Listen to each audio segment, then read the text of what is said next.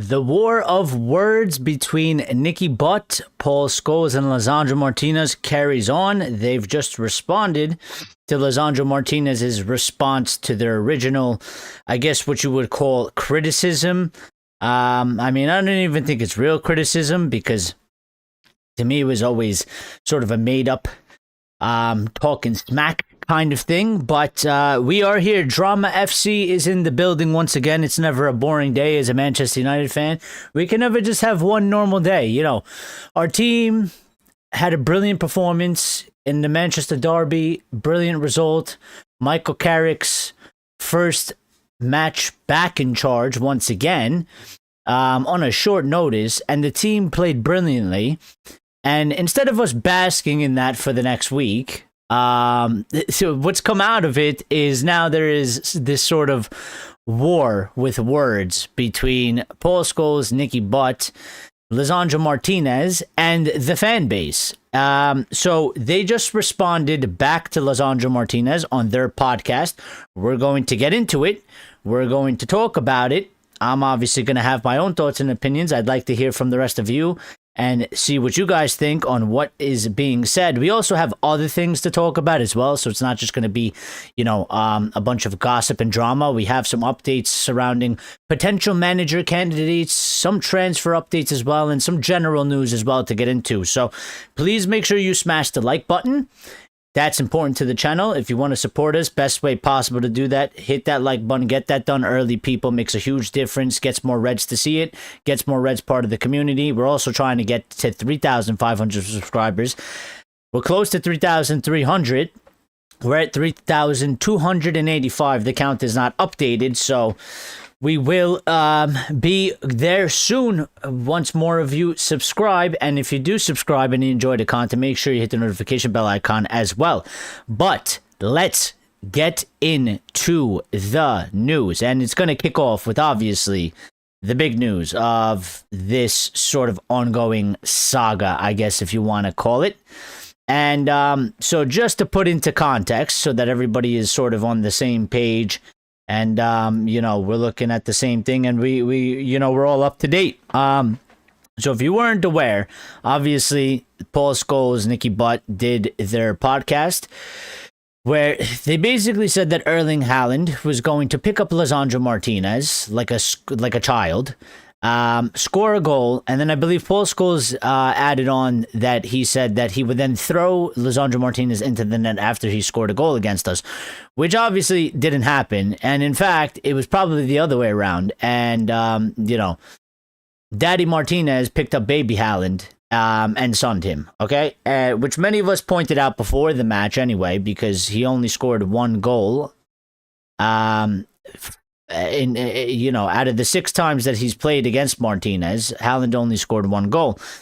So now, after that happened, Lisandro Martinez obviously then was asked about it. He didn't really go out of his way to respond to this, but he was asked about this somewhere. And he then responded to it by saying to Scholes that he already told him, if he wants to say something to me, he can come to wherever he wants, to my house, wherever, I don't care. When you see them here face to face, no one says anything in your face. Which then Paul Scholes replied back. Again, I feel like I'm watching a soap opera here, but Paul Scholes then replied back on Instagram where he took that quote and then commented on the quote by saying, someone's had a good game, was really happy for you, and then told him tea, no sugar, please. Which, that initial response I thought was, Rio was saying it's tongue-in-cheek, he's having a bit of a laugh. I thought it was really distasteful, and I think it comes across quite shitty, to be quite honest. I think a lot of people took that and was, not happy with it. So, again, I don't think these guys are sort of winning the support of the public opinion right now. I don't think anybody's really happy with Scholes or Butt. And they've doubled down and they've tripled down. And I expected them to double down and triple down because from Paul Scholes' initial response, you could have just literally just left it as someone's had a good game, was really happy for you. And that's it. But he had to throw in a little bit of you know, a little bit of a sting in there with the tea, no sugar, please. Kind of like he's ordering run like he's a fucking tea lady or something. I mean, I don't know what that's supposed to mean, really. You know, it might be an American and English, you know, UK barrier here that I'm not getting. But yeah, the way you said that in America, that sounds like you're calling him your bitch. Okay, so now we go up to the parts that just came out right now, which is, and by the way, I will get to the chat. I can't see the chat, so if you're chatting away, I'll be with you in just a little bit. But I want to get through this. So this started off, they've gone on their podcast, they've responded, each one of them has responded. Nicky Butt has had his own comments, and Paul Scholes has his own comments. So we're going to have to split it up. Nicky Butt has said on Lisandro Martinez, he said he was brilliant on the day. Full credit to him. He went man-to-man against arguably the best center forward in the world and handled it superbly. We'll praise him now and say well done, but that's the standard. That's what's expected of Manchester United player on Derby Day. Now that part, listen, I agree with. And at the very least, I could give him a little bit of leeway that at least they can own up and say that he was brilliant. Full credit to him. There's a couple parts in here that I don't agree with, and also I would then sort of press them a little bit to get a little bit more of an answer, because they seem to skirt around the main point of the issue here. So Nicky Butt continues to go on to say, I think when someone gets so upset about comments made on a podcast and then responds by saying things like they can say what they want or come to my house, it just needs to be handled more maturely. He needs to grow up. And what I would say to that is, you guys need to grow up too. You know, I could say the same shit for Paul Scholes. Why is he acting like a child in this situation, okay? Martinez was not doing it. Martinez was not thinking anything about Paul Scholes. You guys made the initial stupid, dumb comments. Because listen, it's one thing to dissect and analyze a player's game and say, well, you know, maybe he's not that great of defending, or he can't really tackle, or, you know, things like that. You guys originally did no such thing at all. You know, people tried to call it poor analysis. It wasn't analysis. It was literally sitting there and talking shit, making things up, making up a fantasy that was never going to happen, you know. And you did it before the match as well. Thankfully, Lisandro has a good mentality and a good attitude, and he's the butcher, and he was able to go out there and not let that get in his head, and he performed phenomenally. Nicky Butt also went on to say, if you get that emotional over criticism and react like that, then you shouldn't be playing for a big club. And I mean, I don't think he was that. I don't think Lisandro is that emotional. He was asked a question. I think if Lisandro was extra emotional, I would say he would have gone out of his way to respond. I don't think he was necessarily going to respond public if he wasn't asked about it. And also, the response that he gave was pretty level-headed for the things that they said against him anyway. So, now, Paul Scholes chimes in, of course, and says the point we were trying to make is that physically they are a mismatch. Now look, possibly we could have worded it better. It doesn't sound brilliant when you watch it back. No shit, Sherlock, okay? That's what everybody is saying, all right? He goes on to say, but we're just having a laugh about it. And if it was about you, then you'd probably be upset, but you got to give him credit. He was brilliant on the day. Now listen, at least, at the very least, we like to be fair here, yeah? At the very least, they're giving him credit for the match, okay? They could have tripled down on it. But there's another issue in a couple of these things. Nicky Butts goes on to say on Lisandro Martinez, he's going to get that for the rest of his career at Manchester United. You're going to have your up and downs. This is where I disagree with them, though. Okay, one thing is sort of constructive criticism, which from ex-players and legends of the football club, you should absolutely be giving constructive criticism. What you guys did is what I expect. The original comment that you made about Lisandro Martinez, the initial thing that you did, is something that I expect from like Liverpool fans or Arsenal fans or City fans. Like bantering, taking the piss out of our player, okay? You didn't look at his game. You didn't analyze it. You might have been trying to make a point about the size, but it was shit, okay? First of all, Jamie Carragher was the first guy to talk about Lisandro Martinez being too small to play centre-back, and he already proved him wrong. You then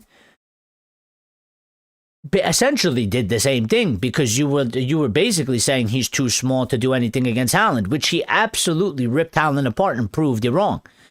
And he totally proved you wrong. Totally proved you wrong.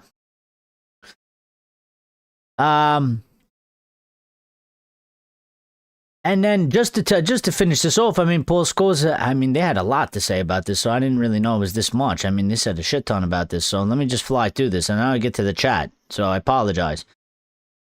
But, yeah, I mean, he's going to get that the rest of his career. I mean, no, he's fucking not. I mean, he'll get it from different places, but he shouldn't be getting it from legends and ex-players of the football club.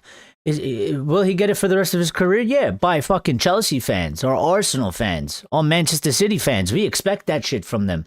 Not the way you did. Listen, I don't have a problem if you are actually critiquing the guy's game. Okay, if you're actually talking about football things, if you're actually saying, well, he might not have the pace, or and you actually break it down into football terms, I don't have too much of a problem with it because at least it's like some sort of sense. It's some sort of realness, okay? What they did was they sat down and they just started talking shit, all right? There was no football analysis in there.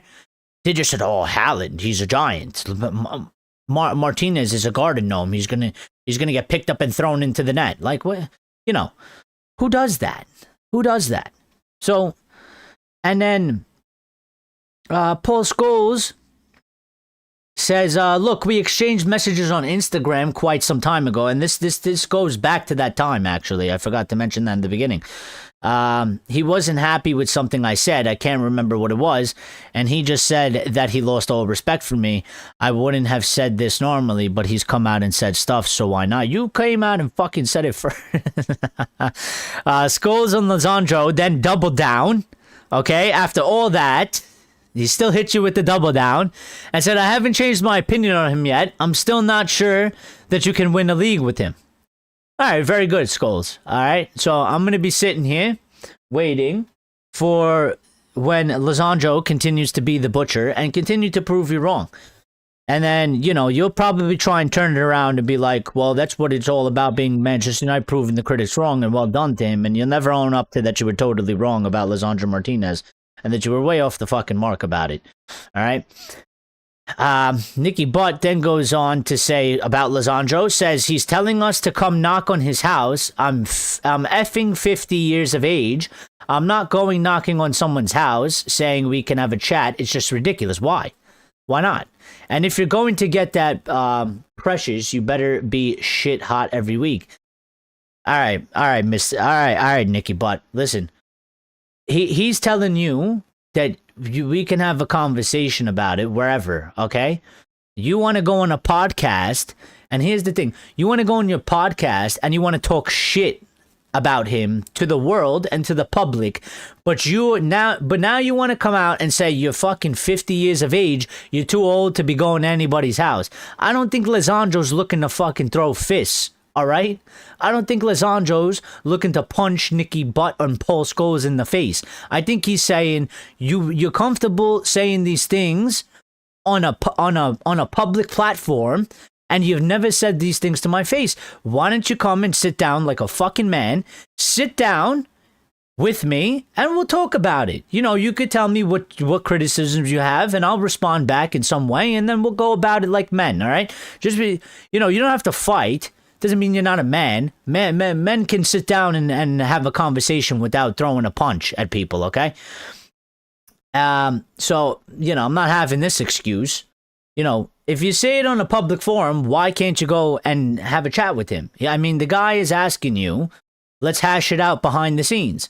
Stop going on a podcast and talking shit about me. There's some things I'd like to tell you. I don't maybe necessarily want to do it in public. I don't want to do this exchange in public. And they go, no, I'm not going to knock on his house. All right, you listen, don't knock on his house. Call him. Fucking send him a message. We live in 2026, you know? But whatever. You want to make up excuses now. You don't want to, you know, I'm 50. I can't go to people's houses. Like, you know, what are you, in a nursing home, Nicky? Are you in a nursing home? Are you past the age where you're like actually unable to, like, you know, travel? You know, not to be ageist or anything, but I'm just saying, like, are you incapable of traveling from one place to another? Is 50 that hard? My father is, like, you know, 15 years older than you, and he still goes into work every day back and forth, you know? So I don't know. And you were a professional footballer, all right? You should be in better shape than he is. Let me get to the chat real quick. Ray says these guys have to shut their mouth on both sides. What we're going to get out of it.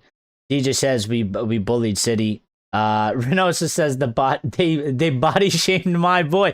That's what I'm saying. Like, yo, the guy has already shown that his size is not even a fucking negative, bro. Like, yes, he's typically shorter than most center backs. How long has he been with us? Like, this is his 3rd season now, or 4th season?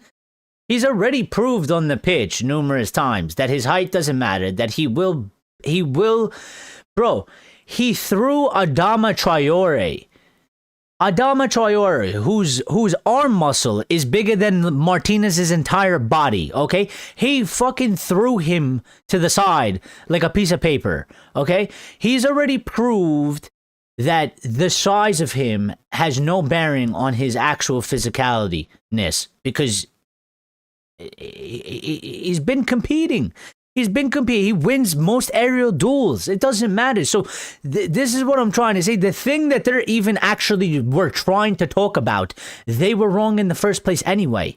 Not only did it sound horrible, not only did it sound stupid, but it was also, they were wrong anyway. You know?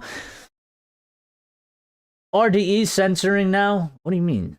Censoring what? What are we censoring? DJ, what are you talking about?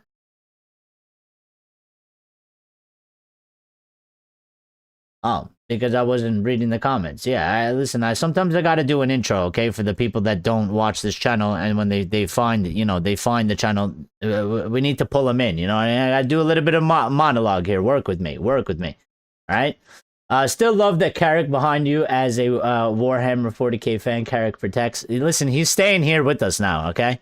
That's it. I've decided that Carrick, Jesus Carrick, is going to stay with us for the time being. Yeah, he's going to look over us. He's going to protect us. He's going to protect over the team and watch us. We need a little bit of light with the dark, yeah? There's no dark without light. There's no light without dark. We need a little bit of light, yeah?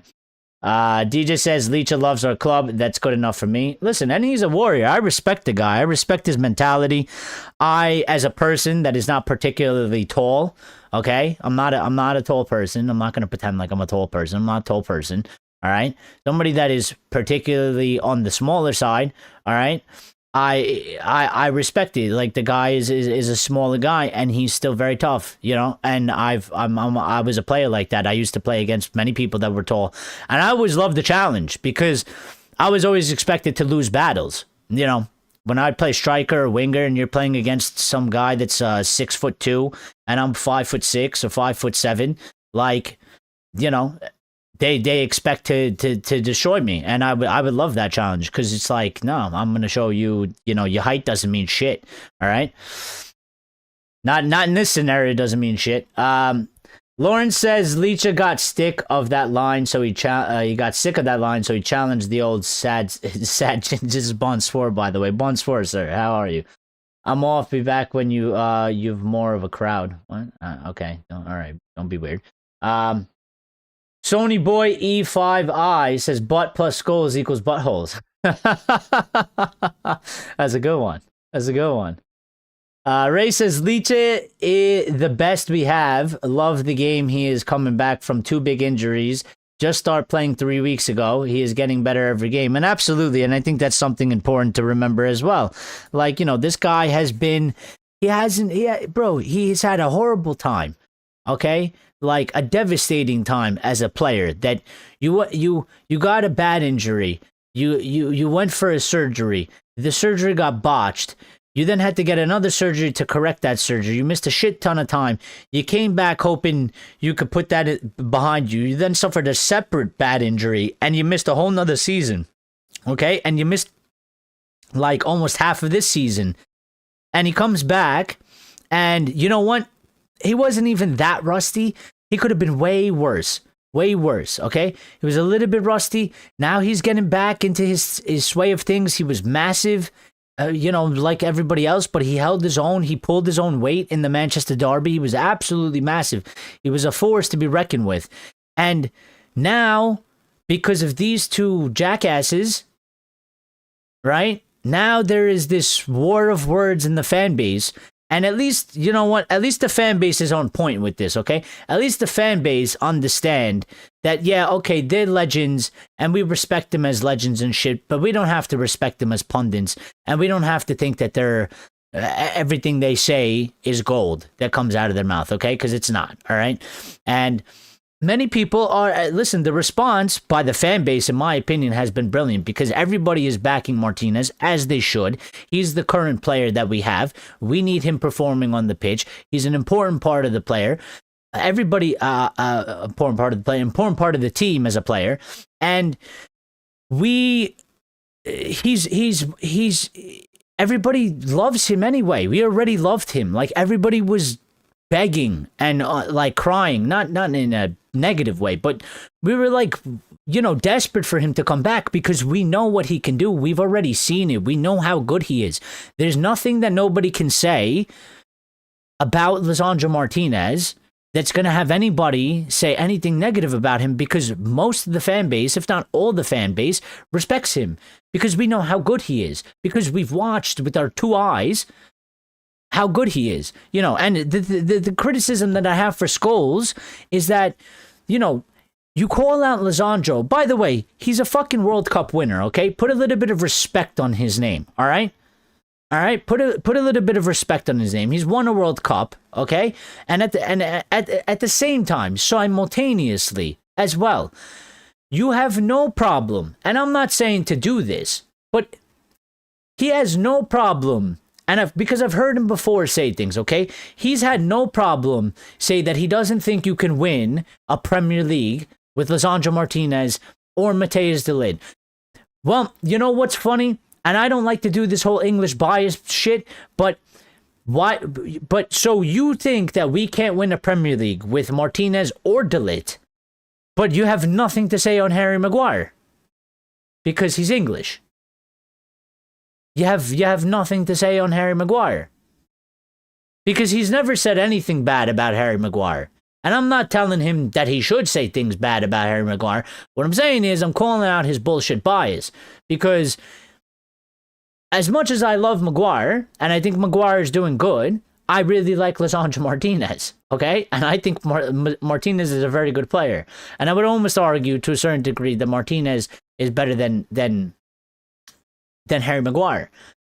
And I think de Ligt is a very good centre-back at all. But he sits there and goes on public forums and says, I don't think de Ligt, I don't really rate them. I don't think that they're good enough to win the Premier League. But you don't talk about, what about the other guy? What about him? You're not going to talk about him because he's English, yeah? You have an English bias? I don't know. I'm just asking questions, Lawrence says they can go around and apologize, yellow as well as ginger. Renosa says, hike time, brother. I'll be listening. Very good. Get those steps in, my friend. Get those steps in. I know in Cali, man, you guys got places to go hiking and stuff.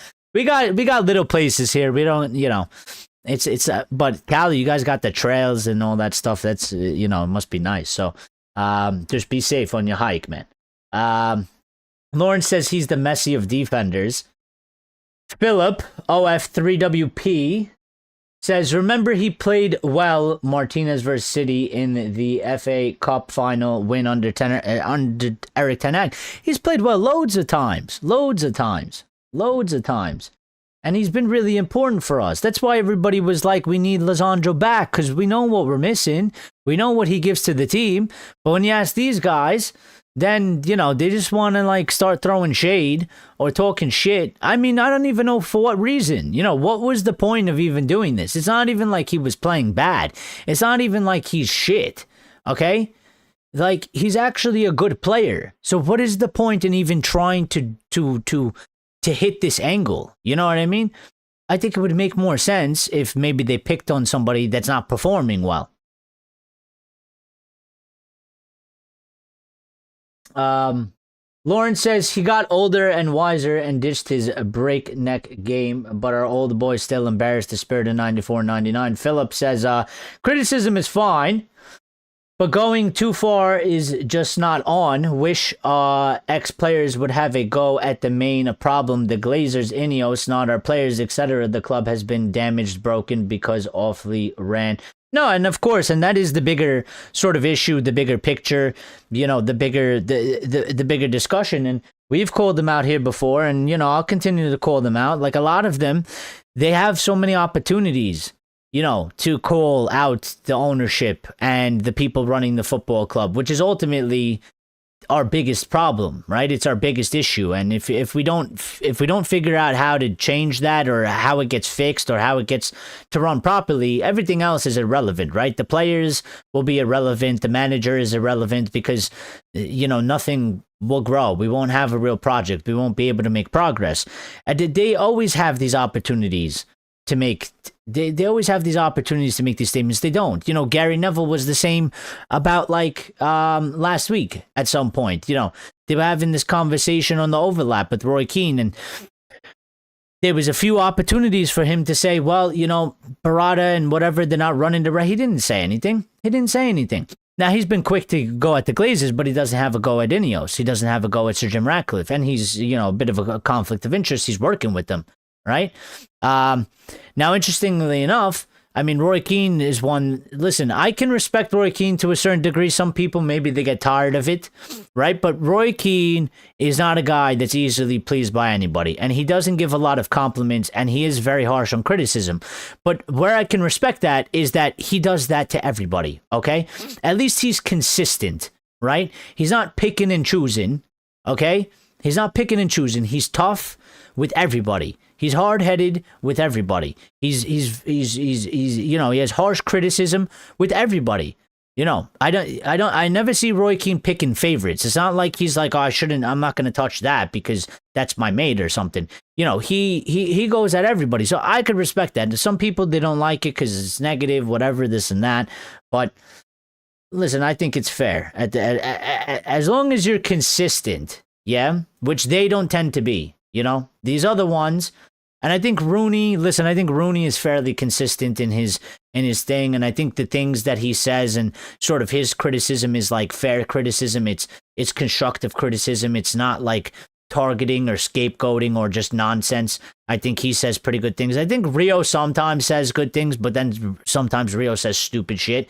I think Schmeichel is good at it as well. I typically like what Schmeichel says. Schmeichel says smart things. Owen Hargreaves says smart things. I like Patrice Evra, in the way he speaks. But these other guys, for me, Scholes, listen, Nicky Butt in recent times, Gary Neville. And there's one or two I'm probably missing as well. But, these guys, they're the ones that tend to just, more so than often, they say really dumb shit. They say really dumb shit that's not needed. It's not needed. I had to return from the red hot banter on United Stand. Why is what is the real news today? A midfielder purchase. Well, there is that news, but listen, I mean, this is what happens with United. You know what I mean? Like, I mean, they just put this out. This is hot.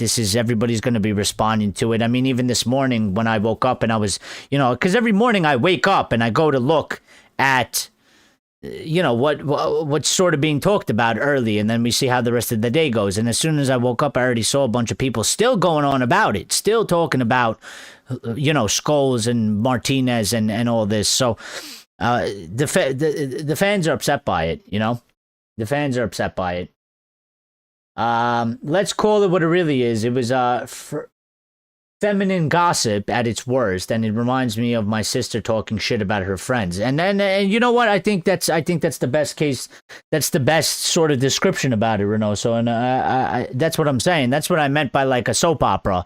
That's really what it was. It was like, you know, like he was talking shit, but there was you know, it wasn't really like men. You know what I mean? Like men, we like to pull up facts. Okay, we like to, like, you know, call shit out that's actually there, not make shit up. And that's what they did. And Roy apologized publicly to Maguire. Yeah, but you know what? He did have the comment about Carrick's wife, right? So, but let's continue though, because there is some other stuff. I messed up. But let me just finish the comments so we get the full picture, and then we can move on. Okay, I promise. So they continued on to say Scholes and Martinez said he was brilliant against City, but he needs to do it over a long period. There's a big match against Arsenal, so we'll see what happens. Yes, we will, Scholes. We will see what happens. Okay, we will see what happens, Senor Scholes. And I back him to do brilliantly in that one as well, just like I thought he was going to do in the City game. Okay. Scholes says, when we got stick as players, you look at it and remember it. We used it as fuel. You don't go answering back. And again, see, this is what I'm talking about. Now they're on their own narrative. Now they're making shit up again. They're writing the rest of the story, you know, in their own minds and not taking in like the context of it. He already did that.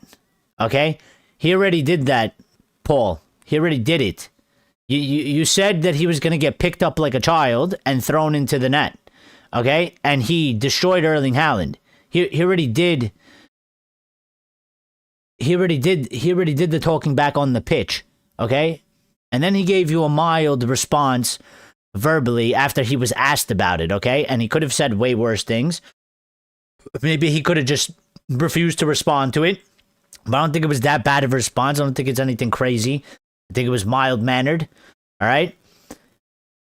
And I would go on to say as well as when we got stick as players, but what stick as Scholes? I don't think that Sir Bobby Charlton or any other fucking Manchester United legend ever went anywhere in the time that you were a player to a newspaper outlet, to a journalist, and said, Scholes is going to get picked up like a little child by insert whatever player you want from that time, and he's going to throw him into the net and carry him around like a baby, okay? That's not fucking criticism. What, you know, again, this is the thing. It's like, what criticism are you actually talking about? All you did was make fun of the guy for being small compared to a guy that is fucking big.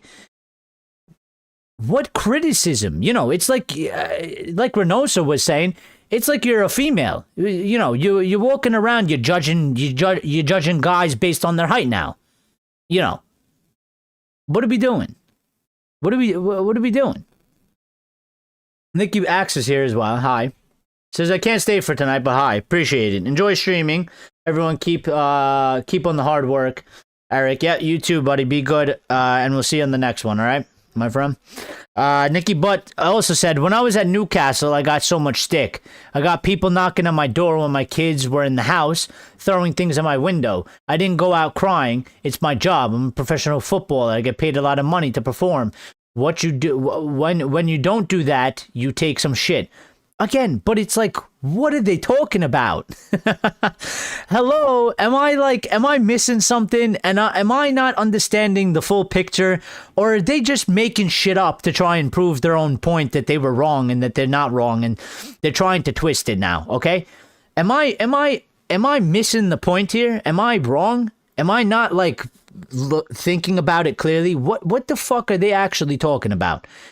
What are they talking about? Now that he's talking about when I was at Newcastle, I got so much stick. I got people knocking on my door when my kids were in the house, throwing things at my windows. All right. But why did that happen? Because you were playing like shit?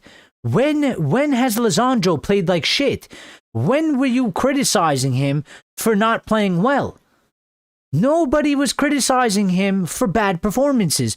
Nobody said he was a bad player. You didn't even say he was a bad player. You literally just said that he's small and Haaland is big and you're going to fucking throw him into the net. So it's like, what are they talking about?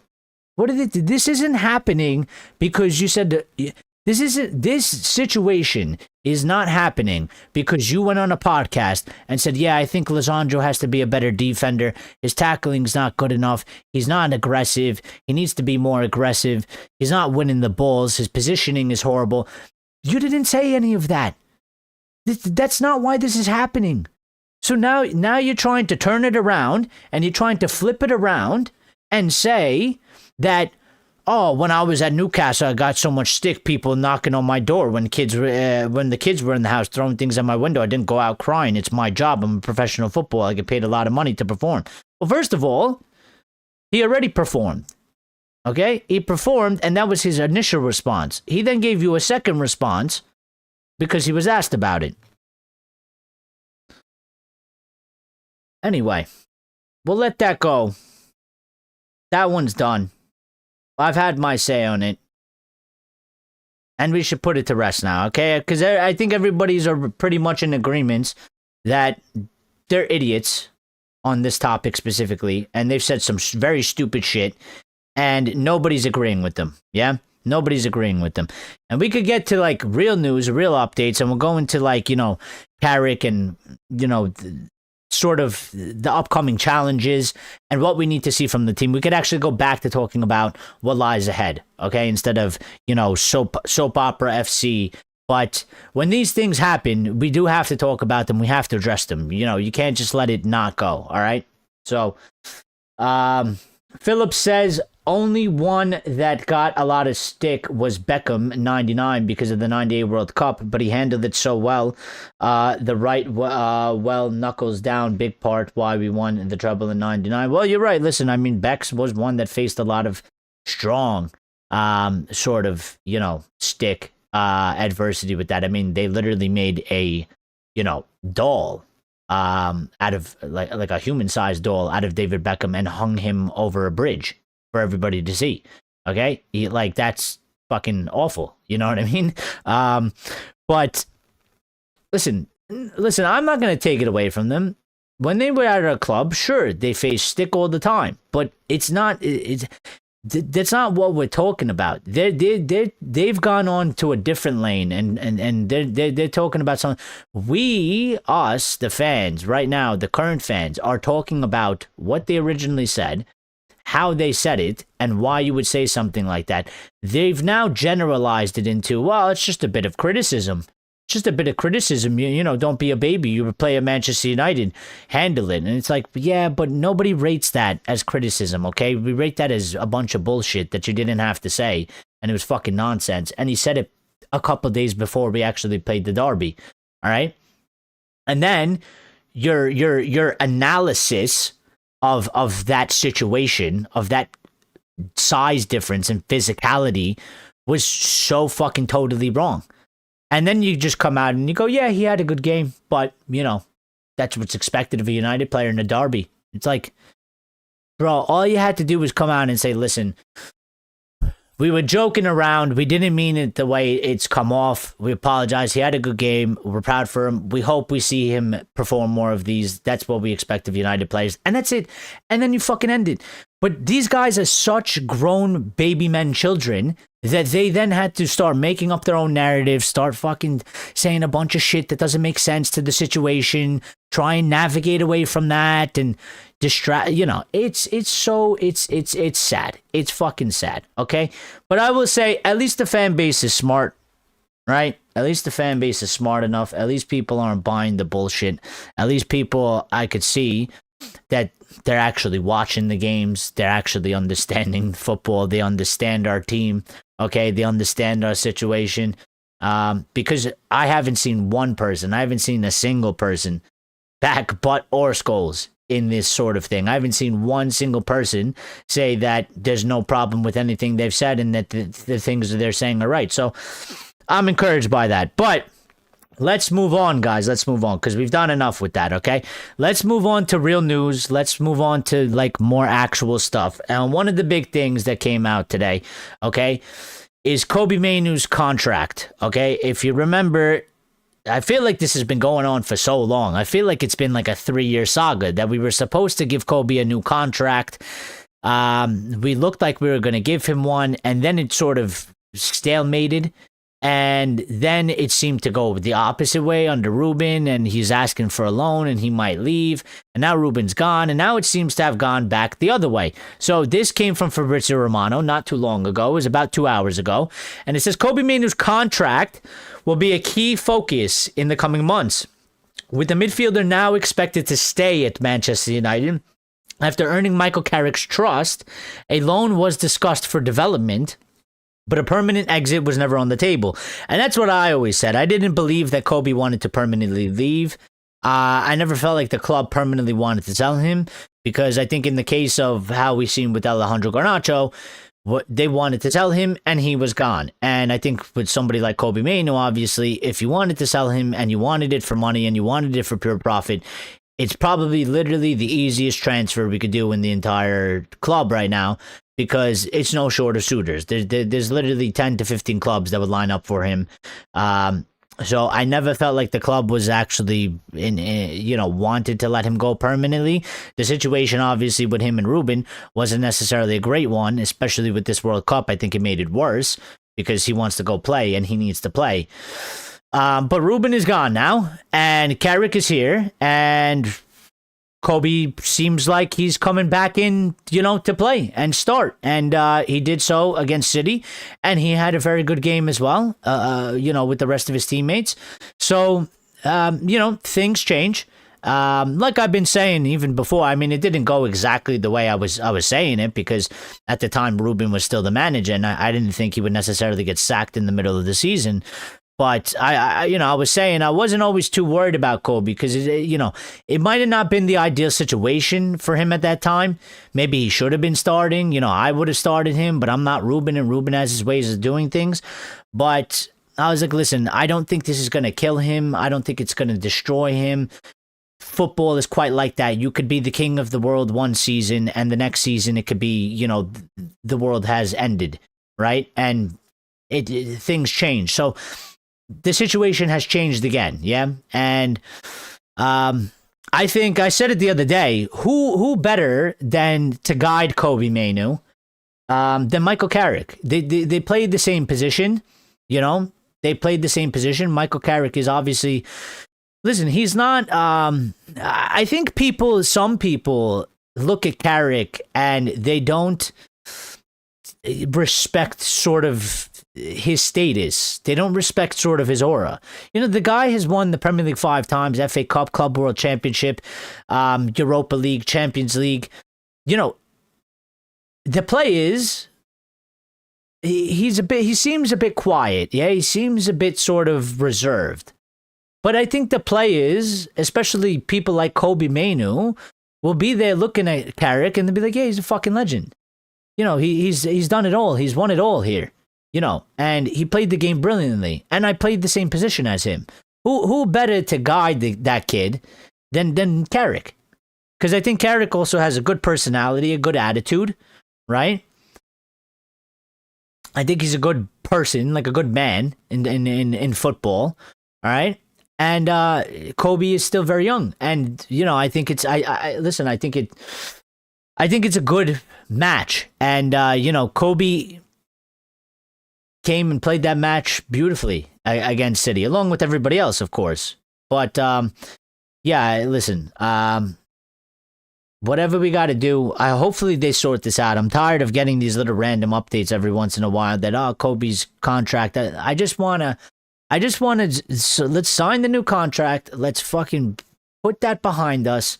Okay? Let's secure the future, and let's just, so we could all focus together on this kid becoming what we all think he can become, with the talent that he already has right now, with the potential that we see in him. That's what we want him to become. That's what we need. We need him as well. We could definitely certainly use that for the future, because somebody like Kobe, but he could be with us for the next 10 years plus. He could stay with us. It's very rare in today's time, but he is one of our own. And if he's that good, maybe he never leaves. Maybe he does sort of a Giggsy or a Scholesy type of thing, where he just stays here all the time and then he retires. It's less normal now in today's time, but could be.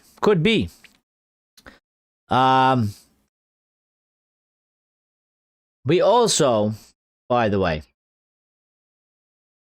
got updates. There is a new name that hasn't been mentioned before for the manager shortlist. His name, many of you will know who he is. He is the Borussia Dortmund boss, Niko Kovac, is on Manchester United's shortlist. There's a strong connection through Christopher Vivell, and United have made inquiries about Kovac's situation. The Premier League is understood to be an appealing destination for him. Now, I don't really have too many opinions on this guy. I don't really watch BVB, and I don't really watch the Bundesliga. I can't give you a tactical breakdown. I don't even know what formation he plays. I would bet probably a 4-2-3-1 or some shit like that. I find it interesting, though, because what has been being pushed to us quite a lot has been that Ineos seem to be weighing Premier League experience quite heavily, which this guy doesn't have. So, this news update is coming from Patrick Berger, or Berger, who is a Sky reporter, and does a transfer update. It's called D Show. I guess he's German, so German sourced. But I don't know. I mean, I don't really like Borussia Dortmund because of the handling with the whole Sancho thing. They've also had players as well that have usually been linked to us, but it's always pretty much been bullshit, and it seems like they tend to use our name.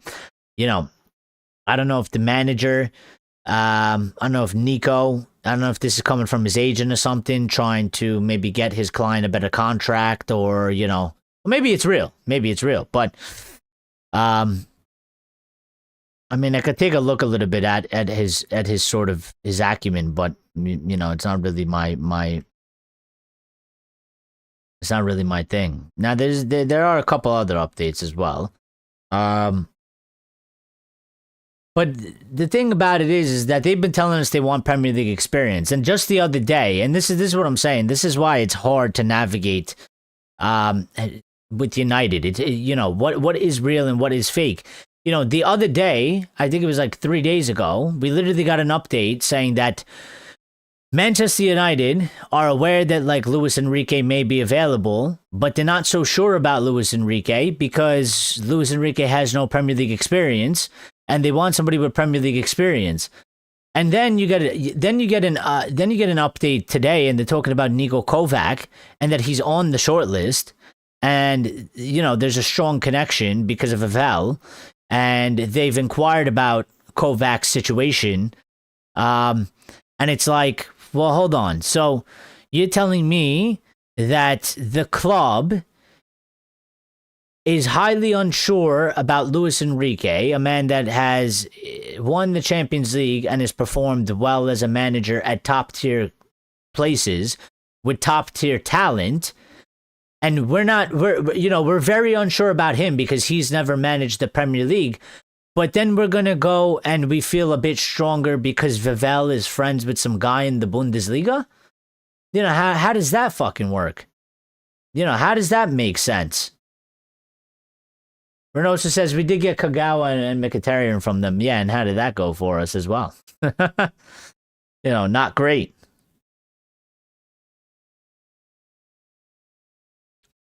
Not great. Not great. I mean, they weren't really successes, were they? Now, I think those deals weren't bad, necessarily, in terms of, like, price and fee, but for me, the way that they've acted in recent times, Renoso, and good point, by the way, but, the way they've acted in recent times with the whole, first it was the Jadon Sancho transfer saga the first time, Then how they acted when we loaned him back to them later on. They've pissed me off. They pissed me off. I don't want to deal with them. I don't like them. I don't like the way they do business. Fuck them. Fuck Borussia Dortmund, okay? But I don't know. We'll see. I just think it's a bit. Listen, like always, the news, it's always a bit funny, right? It pulls you left, it pulls you right, and all you're asking for is like, don't pull me left or right. I just want to fucking, give me the story in the middle. I just want to stay in the center. I don't want to go left. I don't want to go right. Don't pull me this way. Don't pull me that way. But it's like, this is what they do. Like, again, to me, it's just like, I can't really buy into this when at the same time they're telling us that they're rating Premier League experience heavily, and then they're not so sure about Luis Enrique, because I'm not saying Niko Kovac is a bad coach. I don't really know that much about him like I know other managers, but I would be confident in saying that there's no way that Luis Enrique is not a better manager than him, or Carlo Ancelotti is not a better manager than him, or but then they give you this story, and it's like, you want me to believe this now, and then and then it's like, well, you want me to believe the other one anyway, and I don't really believe the whole Premier League experience thing to 100% like that. I think it might be important, and to be fair, I did sort of say that months ago.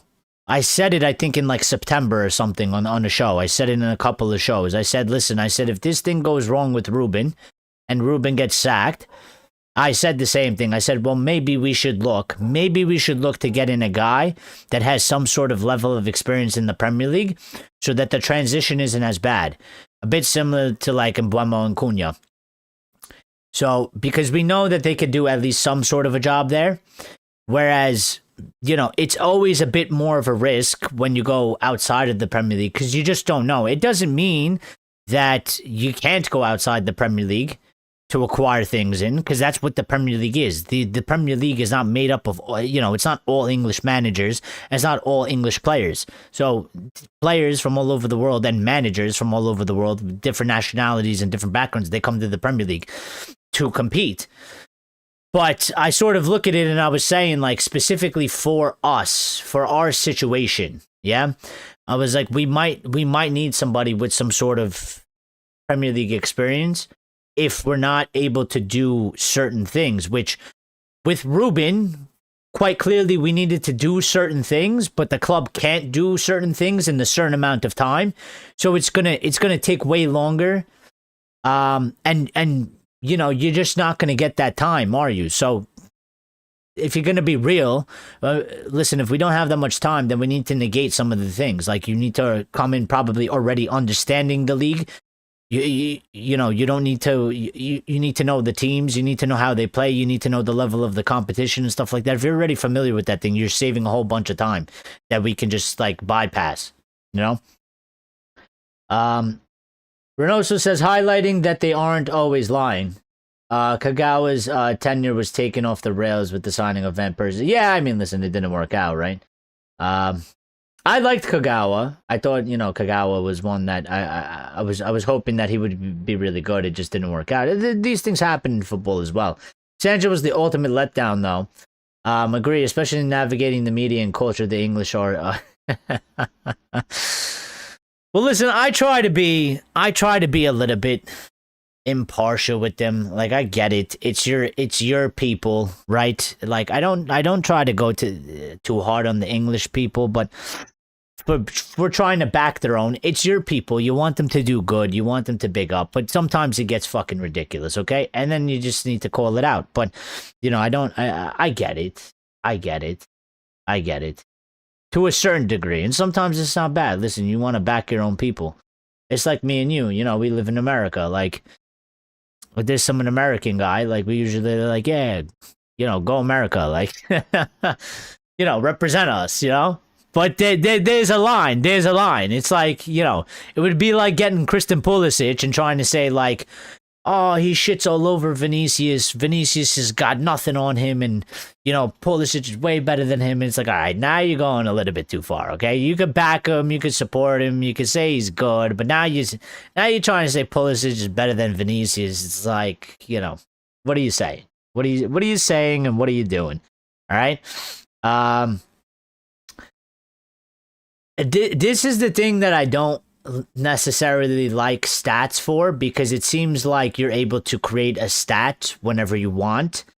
And again, like, I love Bruno Fernandes. I think he's one of our best players. Obviously, he's been, and I've always said, our best signing post Sir Alex Ferguson, whether that's money for return and impact, and goal scoring, assisting, return, and stuff like that.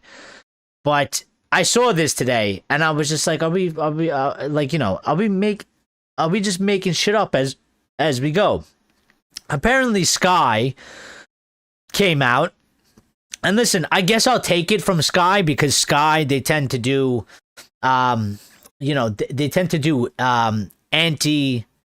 anti-United prop. Okay, they tend to do anti-United propaganda. Okay, in the past, they've put up shit on screens, and it's misleading information to make United look worse or something like that, so they could get a talking point out of it.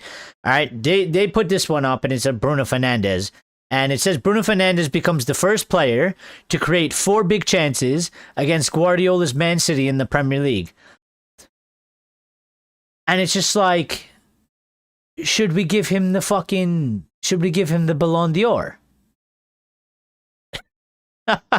Like, what kind of stat is that?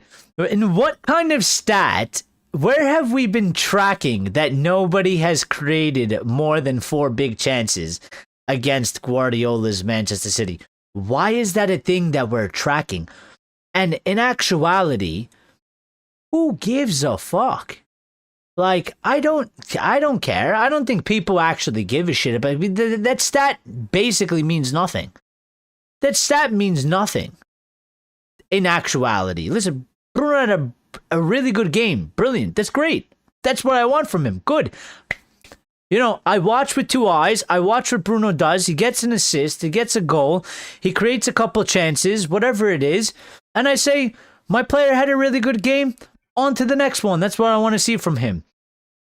And then you got these people over here making up a stat. Okay, what kind of stat is it to track that Bruno Fernandes became the first player ever to create 4 big chances against Guardiola's Manchester City? What the fuck are we doing? I don't know. I think it's ridiculous. I don't like shit like that. It just sounds so like. It just sounds like, like you pulled it out of your ass. Like, it just sounds like some bullshit that you can make up. Like, it was, you know what that sounds like. That stat that they were doing for Van Dijk, which is also nonsense and bullshit. When they were like, it's been 74 games since somebody's dribbled past Van Dijk. And I'm like, what are you talking about? They fucking dribble past him all the time. I was like, they dribble past him all the time. I was like, what fake stat are you making for Virgil van Dijk that nobody's gone past him? Like he's like, some barrier that's like unpassable or some shit. Like, it's fake stats, bro. It's fake stats.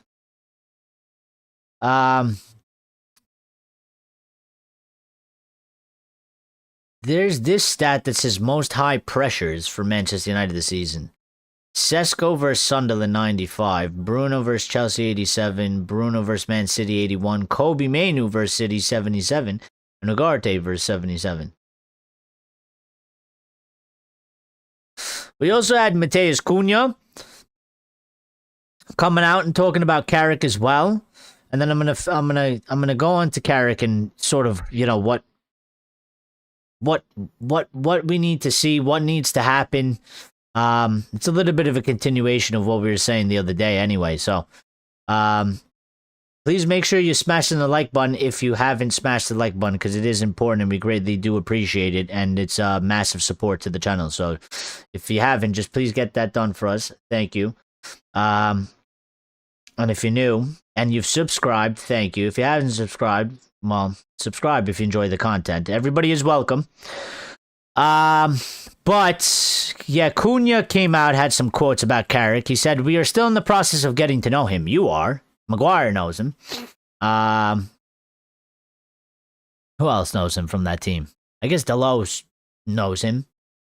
Bruno knows him. Luke Shaw definitely knows him.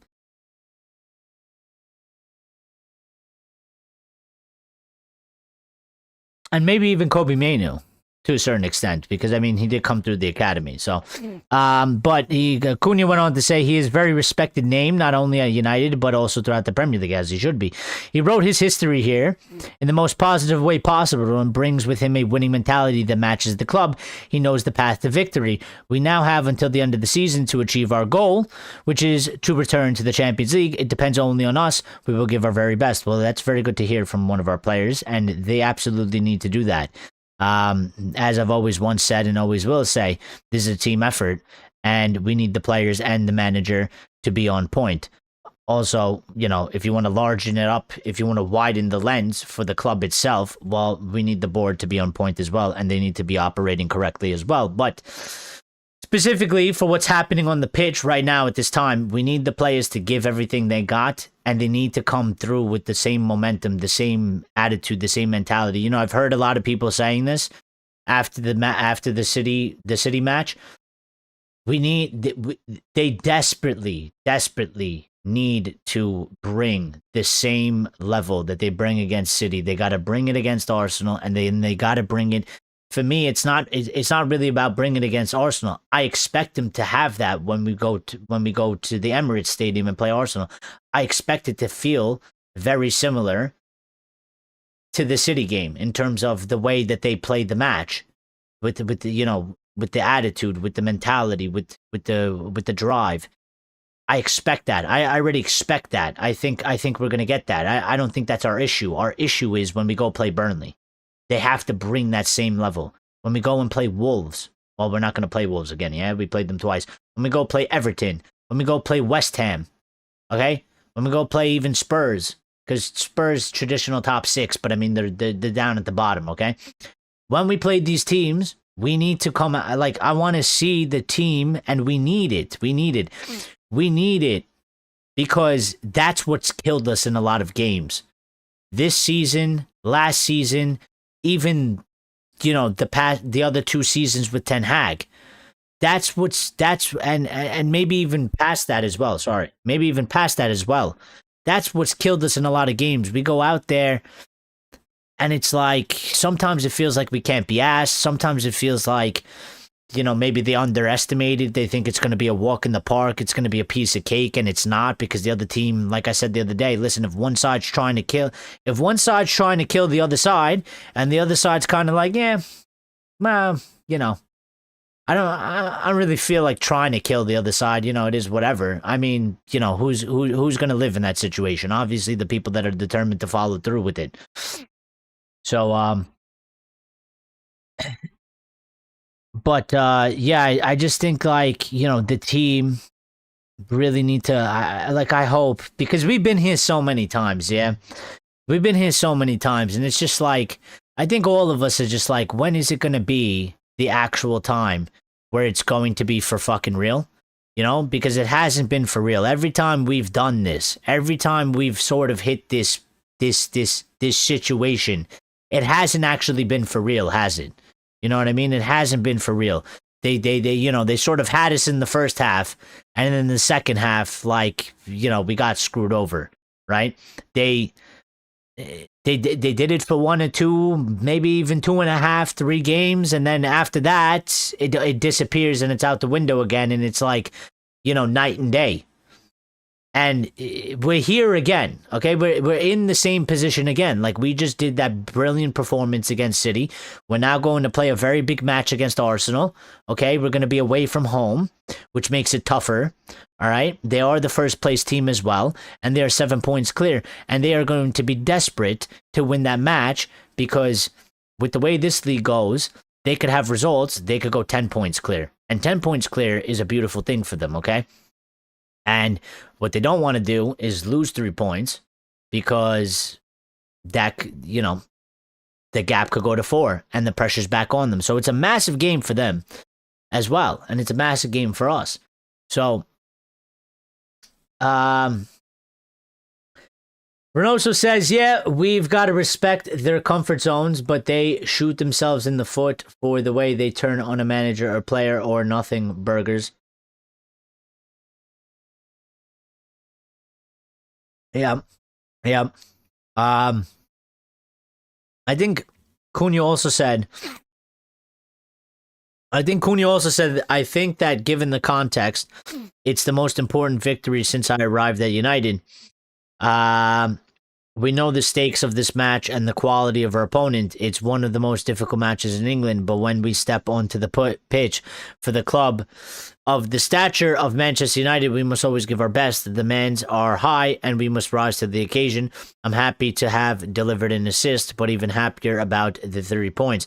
And I think also one of the biggest tests is, listen, it's all fine and good when things go your way, but the real answer, the real determining factor will be, listen, we're not going to be able to have everything go our way. We might rock up to a game, to a match, and shit might be going against us. The ref might be fucking us over.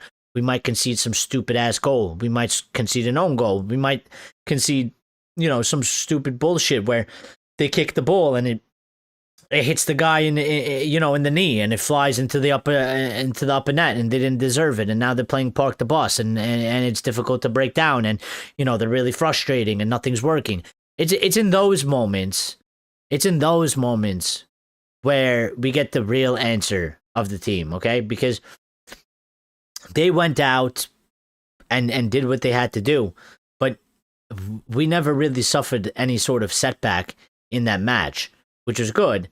But the real test of the character, the real test of things that were like Cunha is saying, talking about,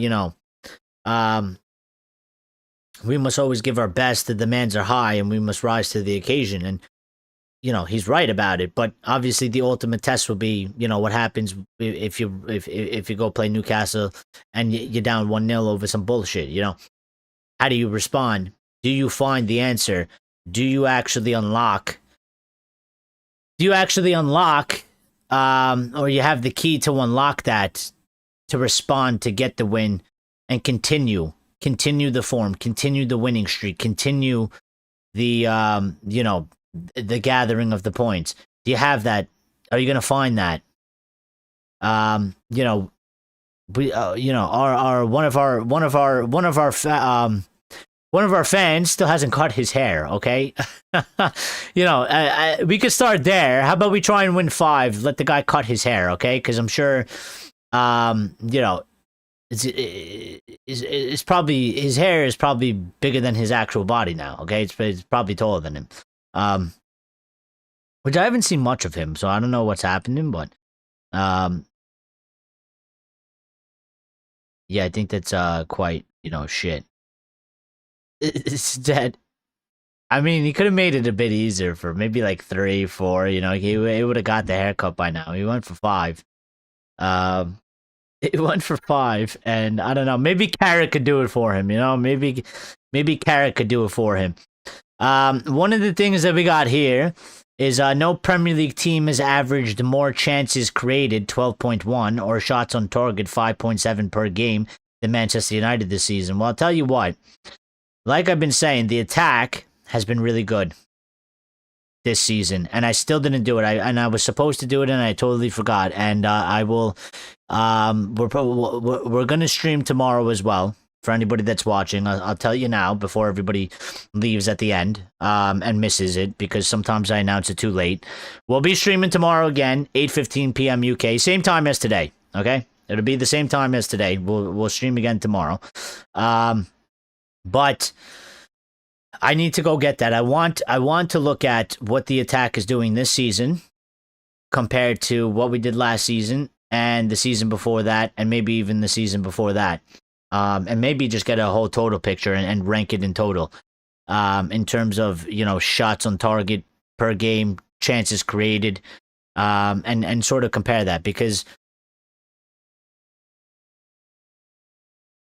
the fact that we are leading in these things, yeah, the fact that we are making more chances, the fact that we are, which is leading to more shots on target, which in some aspect will translate to more goals. You know what I mean? Like, we scored 2 against City. We could have easily had 5 or 6, and we had all the best chances. They had one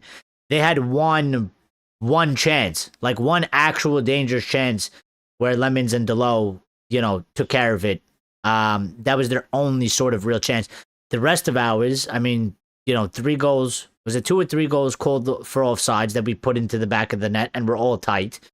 We hit the crossbar, we hit the post.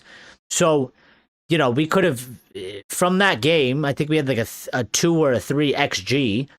We could have easily had 5 or 6 goals. And with that, listen, if somehow we can figure out, to be defensively better, we actually could be okay for this season. You know what I mean? Like, we find the goals, which I don't think we had necessarily have a problem against. I think our problem has always just been the midfield, and the defense was just letting up, too many goals, which was an issue. So, but we had that answer for the City match. Now we got to see if we have that answer for Arsenal away from home, and then for the rest of the teams going forward as well.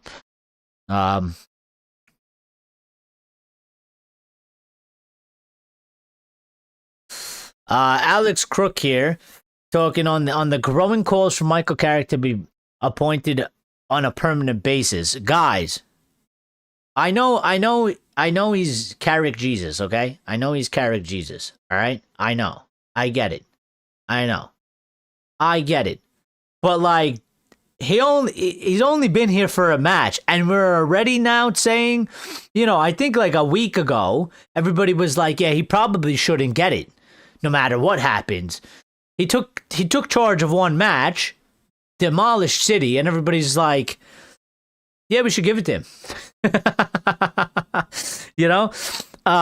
Growing calls.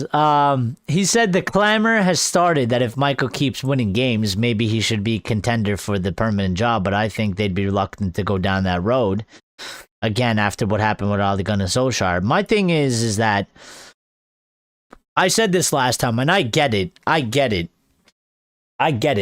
that argument. And for the people that make that argument, I get it. But I will also say, and this is sort of like, I do a lot of brainstorming on this show, okay? And some people, maybe they don't like it. Maybe they think I sit on the fence too much or whatever it is. I don't know. But I do a lot of brainstorming. I don't know if you had this as a kid in school, but we used to have, they'd go on the board, right? And they draw 2 circles, and then the circles would intersect, so there'd be a center, and you'd brainstorm. You put things there on the left, you put it on the right, and then you'd have the things that work in the middle for both.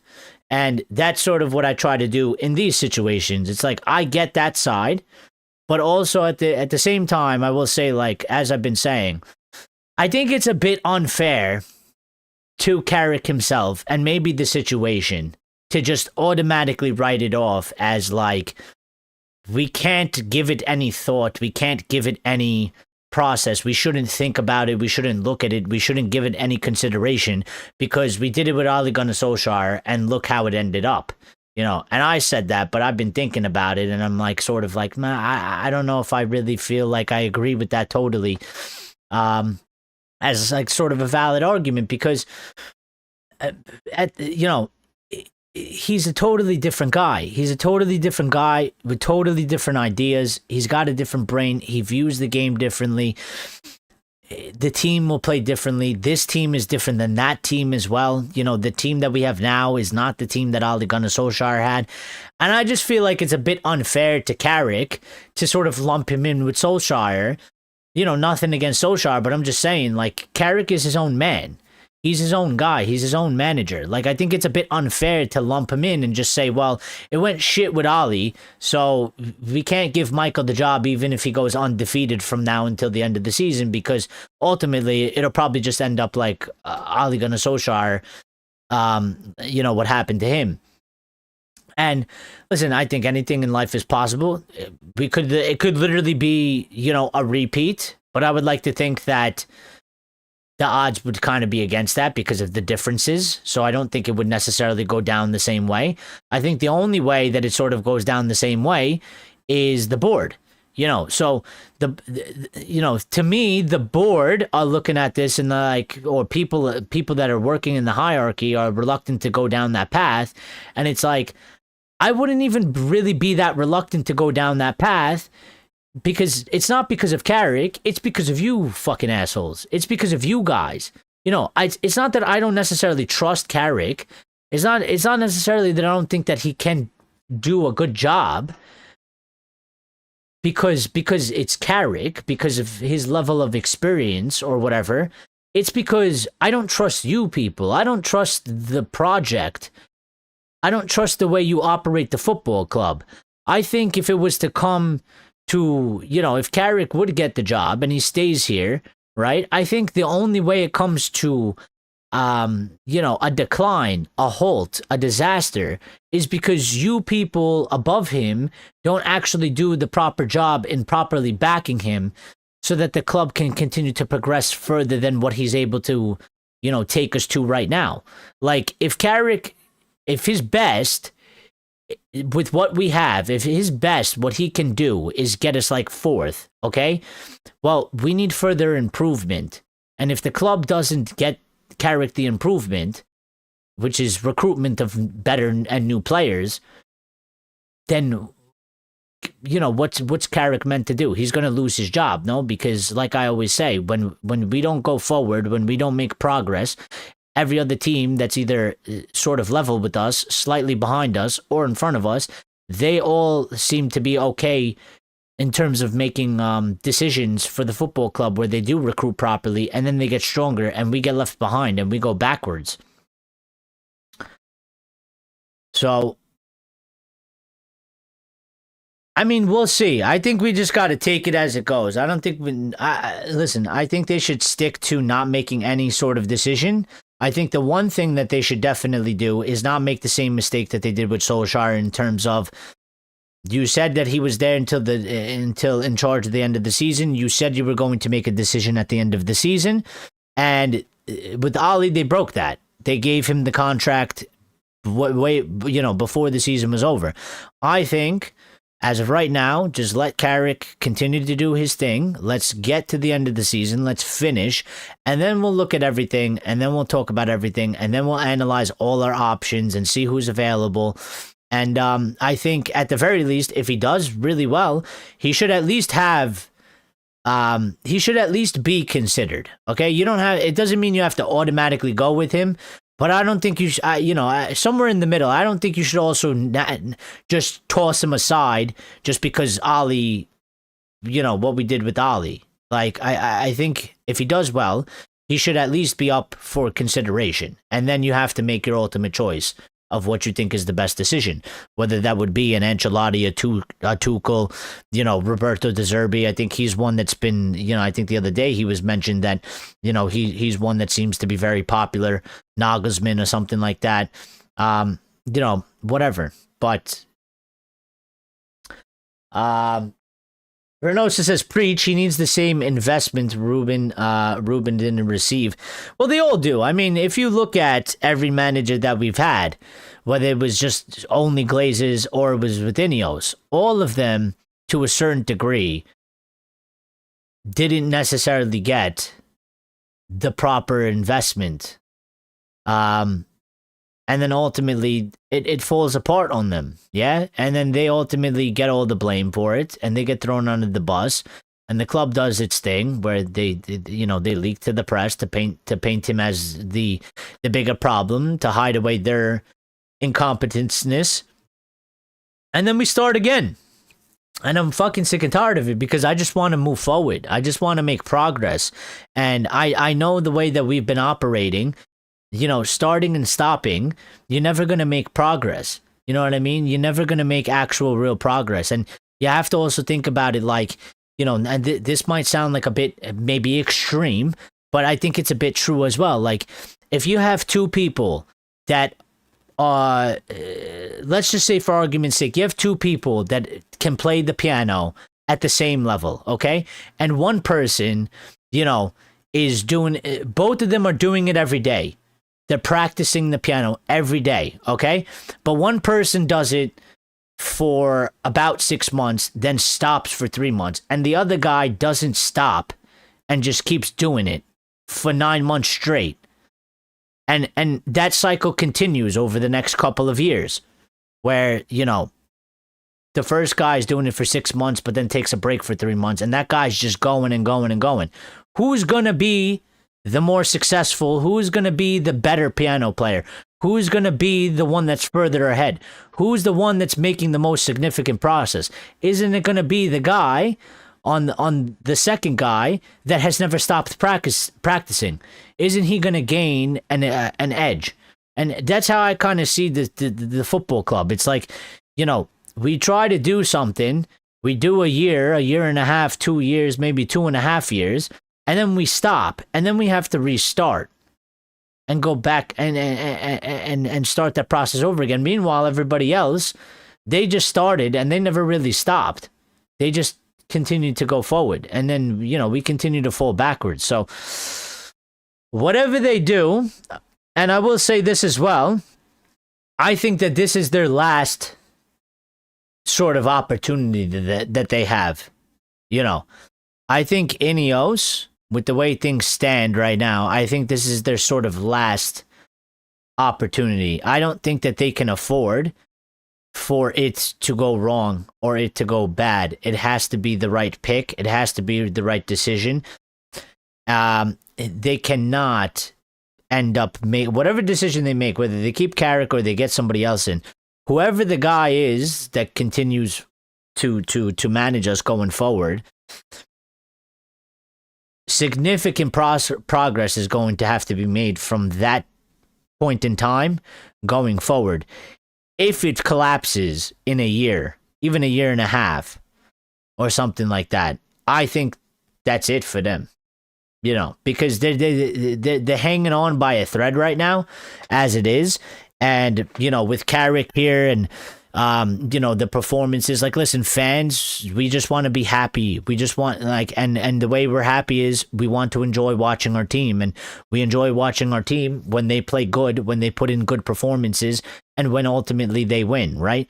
So if Carrick does that much, it might take some of the anger out of the fan base, which is, good and bad. But,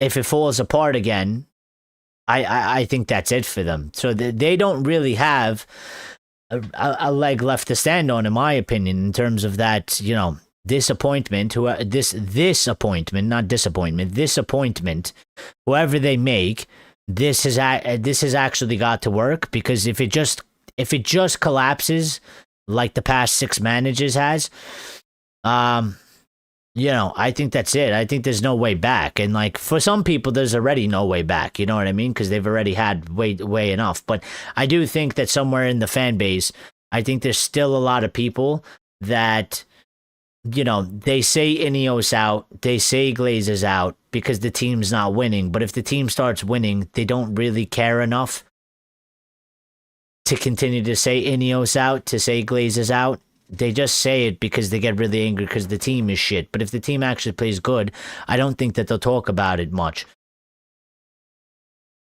Bring on United says, how's it going, everyone? We all good. Just finishing up editing and saw you were live and wanted to get in the chat. What have I missed? What's up, bro? How you doing? I don't know. I'm just talking in general about, Carrick and, the conversation. Some people are saying that, he, if he does well, he should be contender for the permanent job. And, the job that the hierarchy have to do, and what happens with Carrick if he does do an extremely good job. And, I was saying, listen, I don't think you can't not consider him if he does a good job just because Ole Gunnar Solskjaer. But also, I kind of fear for him or anybody else that takes his job, because I can see I don't think it's necessarily the managers that are going to be our problem. It's the board and the hierarchy not following through on a project, or pushing through the project properly so that the manager can go from one level to the next level and take the club and improve it and stuff like that. There wasn't a shit ton of news. We did get this one piece of news as well. This came from the Manchester Evening News here, saying Manchester United are considering a £30 million move for Middlesbrough midfielder Hayden Hackney, with a potential reunion with former Borough manager Michael Carrick on the cards. Tottenham Hotspur and Everton are also tracking the player.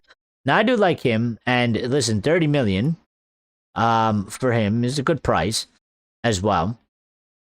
And I think he would be, a good addition to the squad, to the team. He's 23 years of age. Still playing in Middlesbrough, by the way. And obviously Michael Carrick, managed there. Still in the championship. And I think he's one that, we could probably use in the squad going forward, especially with, the likes of maybe like Casemiro might leave. Ugarte, still a bit in the air.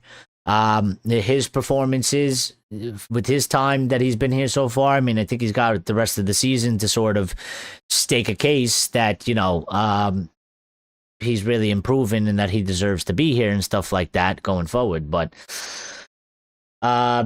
Bring On United says the reason for that, though, is because other clubs buy players for the sake of the team, no matter who's in charge, whereas United buy players for the manager, so when he's out, the team won't work.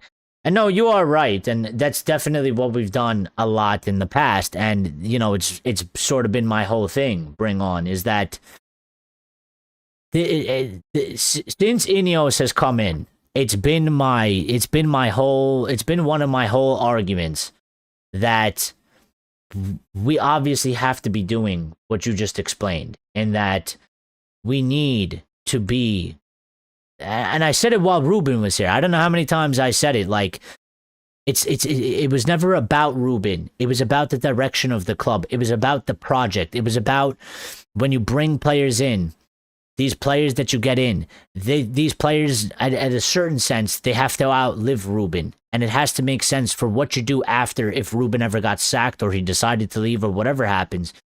And they've quite clearly messed that scenario up, because they wanted to go with Ruben in one way, and now they've gone back into a different direction. And I think from this point on, like, again, you have to do what you're saying, like. And this is why I don't buy this. This is what I'm saying. This is why I don't buy this story when they say, well, we don't know who the manager is going to be until the summer, so we can't really buy anybody right now. And it's like, you've been trying to build. I mean, Jason Wilcox, as the director of football, and the things that you were doing with Amorim, trying to tell him to play a 4-back and do all these things. You're already doing it when he's there. Why does it matter if there's no manager? You should actually be doing that. You should be able to identify a player that we can buy in January that will be helpful, because you have to have an idea of what we're going to play. You have to have an idea of what we're looking to do after this season. If you're looking to get people in to play a 4-2-3-1 because you want to play a certain type of 4-2-3-1, then you should be able to find the player and get the player in, regardless if we have a manager here or not. And it should be made very clear to the manager or to the head coach, whoever it is, not to force them to automatically start that player, but be like, this is the team we have. Can you work with this team? Can you take this team and make it better? Can you guide this team? And that's what other teams do, like Bring On says. And that's what I've been saying that they need to do. And I was hoping that they were kind of doing it. And I think they did do it in some certain sense. Like, if you look at the summer that we just went through, Ruben wanted Ollie Watkins. He wanted Emiliano Martinez. He didn't get those players. He got Sesko. I don't know necessarily whose idea it was to get 2 number 10s. But, he might have wanted Gyökeres. He didn't get Gyökeres. And we got the players we got in. You know what I mean? And now Ruben's not here. But we can still very much use Cunha. We can still very much use Mbeumo for sure. Obviously, you know what I mean. We can still use Senny Lemons, and that's the point, right? So, I think on that part, at the very least, I think from sort of maybe the player acquisition side of things from Ineos, I've given them credit for it, and I'll still give them credit for it, even though I'd rather have them leave. Them and the Glazers, obviously, I'd rather have them all leave and start fresh. But I got to be fair, because I'm not like that. And listen, I think with the recruitment of the players, I think they've done better than what we used to do. I think the process is better. I like the type of player. I like the character of the player, the attitudes of the player, and stuff like that. So I think at that very least, they're doing okay. They're doing okay on that sense. They've made massive mistakes elsewhere, and some of them have been really detrimental. And I think I think they're on their last breath at this point, because if Carrick does well, a lot of the anger and a lot of the focus and a lot of the hate is going to drop off from them. There's still going to be people that are just, we're going to be Ineos out, Glazers out, and we'll keep talking about it. But there's going to be a lot of people that sort of drop off of that thing. Some have already dropped off of one performance, you know what I mean?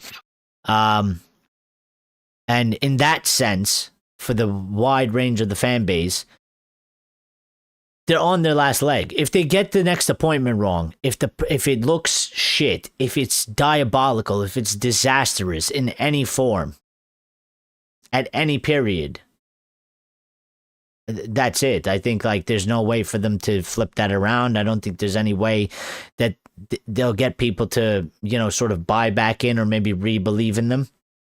So,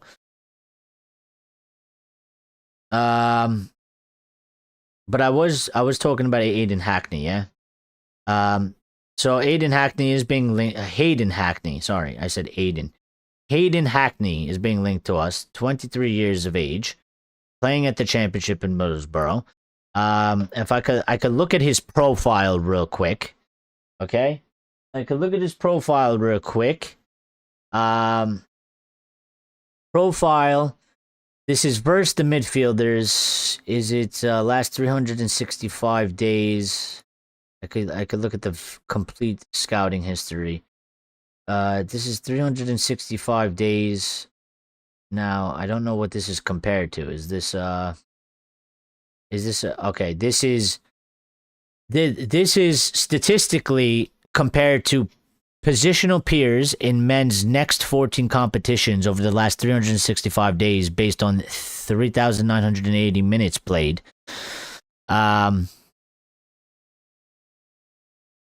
Listen, non-penalty goals, shots totals, assists, expected assisted goals, shot creating actions, passes attempted.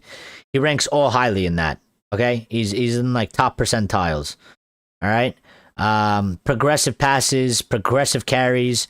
He's top 1%, top 2% in those areas in people that play his position.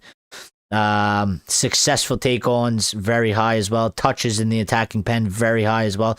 Progressive passes, receiving, very high as well. Tackles, he's not the worst tackler. He's not the best tackler. He's somewhere in the middle. He's got a 61 percentile on that, which is slightly above average. So interceptions is not his thing. He's not a lane cut. He's not cutting out the lanes, the passing lanes. So he's not intercepting a lot compared to others. But he does have decently good blocks. He's not really an aerial specimen either. But he seems like a very well-rounded sort of midfielder. Yeah, he like a well-rounded center mid. Attacking wise looks good. Shooting is pretty good. Passing is excellent. Passing is off the charts. Passing types, he's got all different ranges as well. live ball, dead ball, passes from free kicks, through balls, crosses, throw-ins, corner kicks, in-swing corner kicks, out-swing corner kicks. He's excelling in all those things. Okay, he does them really well. Goal and shot creation, exceptionally well as well. Possession, he does well in possession as well. But he excels a lot more in the middle of the pitch for possession and the attacking third. Defensively, it's okay. And then defensively inside the penalty box, his own penalty box, it's low. So he's not really like a mega defensive midfielder. But you know what? From this profile that I could see, and listen, I'm not like, I'm not one of these statistic people, but when I haven't had the opportunity to watch him, I do go to this site to get like a decent gauge of what kind of player they are. You know what I mean? And he looks like a very well-rounded player, 23 years of age, 30 million. I think that a player like that, I think that's a good buy, for the club. I don't think we have anything to lose with that. Okay, he plays in the championship. He should understand sort of English football. Maybe he's like looking for the step up, sort of that next step. It's 30 million. I think you could add him to the squad, and it helps tons. And obviously, it depends. What we do with this midfield, what happens, is Cass going to stay? Are we going to get rid of Cass? It's a wide variety of things. If you get rid of Cass and Ugarte and Bruno leaves, we need a major reconstruction in that midfield. Okay. If 2 out of 3 stay, it's a little bit more, it's a little bit less. If 2 out of 3 of them stay, then it's obviously going to be lesser than that. So,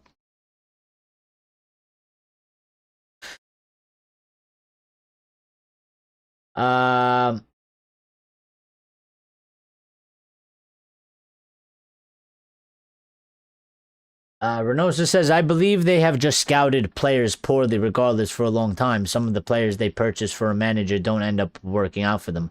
I think that is true as well. I think it's probably both sides, Renoso.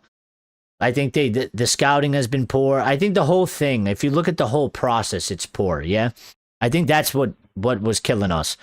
The scouting was poor. The way the scouting reports get handled, the way, what they choose, because again, listen, we have like some 58 scouts or something like that, which is, when you compare it to everybody else, even the top clubs, even big clubs, right? They don't have that many scouts. Okay, so the scouting department is still, in a certain sense, it might be a bit bloated. Maybe, if you can streamline it in a way, it's okay, because then it's bigger than everybody's and it's, massive network.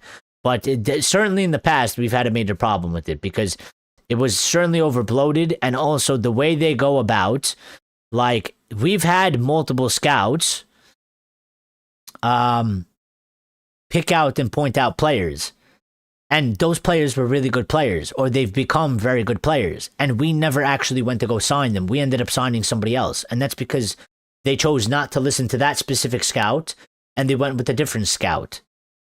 So I don't even think the scouting itself is bad, because we have so many scouts that I think we basically know a shit ton about a lot of different players. It's what you do after that. It's the decision of taking all the scouting reports, analyzing the scouting reports, and then making the best pick based off of the profile that we get. And I think that's where they were messing it up, because there was, I can't remember specifics, but there was stories coming out that, Julian Alvarez was on our radar, okay? And we had a scouting report for Julian Alvarez, and the scouts were, telling them, fucking sign Julian Alvarez. And they ignored it. And then they went and did some other signing or something like that. You know what I mean? So they did that a lot. This round of Ineos signings seems to be turning around what you just said, though, as they seem to be up for delivering for Carrick. Yeah, listen, I don't think that the players that we signed under them, I think they've all been good signings in terms of it's smarter business. It's better business. And DJ's here, says hello, mate. The bad penny back again. You good? I'm good. Listen, I think that the players that they've brung in, and I've been saying this since day one. You're not going to get every signing correct. Okay, it's just impossible.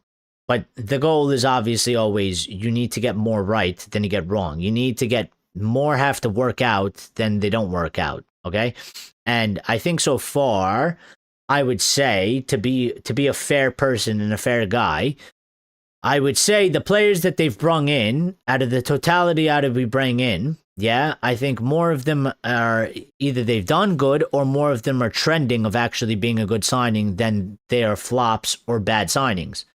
Okay, the two on my mind that seem like, they weren't good ones or are not going to work out is Joshua Zirkzee and Manuel Ugarte. Those are the two that I see, right? Patrick Dorgu has turned his shit around. All right. He's doing phenomenal now. I think he's had the highest rating average over the last 6 games than any player in the Premier League. Something like that. So he's turned around. I think DeLitt, in terms of ability and stuff like that, is good. There's a slight problem with his, injury record. So, I mean, you can maybe criticize that a little bit, but I think in terms of the talent, the attitude, and stuff like that, I still think that the profile is very good, and he was a good signing. I think Maz has been good, especially for the price that we got him for. Sesko, still a bit of wait and see, but, he just recently scored 2 goals, and, maybe he starts going. And then you got Cunha and Buemo. I think Cunha, he came on, did phenomenal when he came on versus City, which is good because there was a lot of times that we've put on subs and it hasn't had a great impact. So he came on and he was phenomenal. Yeah. And we need more of that. And, it was good to see him do that, but we need a little bit more from him. And Buemo has been one of our better players this season. Lemons has come in and he's done well. Am I missing anybody? Am I missing anybody that they signed?